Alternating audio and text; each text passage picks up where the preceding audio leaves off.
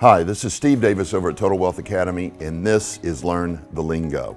The lingo today is internal rate of return. Internal rate of return, or IRR.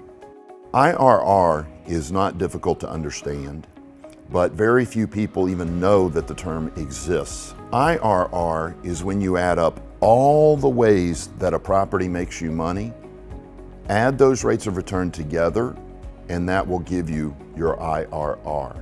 Example, in any real estate deal, you're going to make money 4 ways. 1, cash flow. 2, equity capture. 3, equity buildup. And 4, appreciation, either forced or market. When you add these 4 together, that gives you your IRR.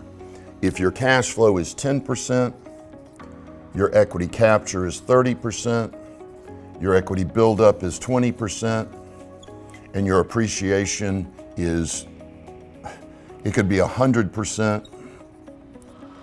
You add them together and you get your IRR, which is 160%.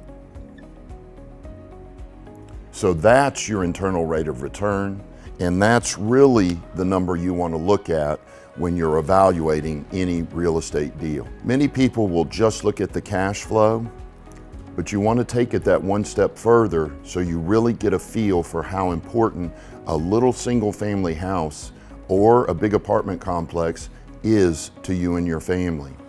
If you just look at the cash on cash rate of return, 10%, you might not be as excited. But if you keep in the back of your mind, every time you get a maintenance call, every time you have to lease a unit, if you keep in mind the IRR, it becomes much, much more exciting, much, much more motivating to solve your tenant's problem or take care of the maintenance of any type. It just keeps you more motivated. So look for the IRR in any deal that you're evaluating. That's Learn the Lingo. Thanks for watching.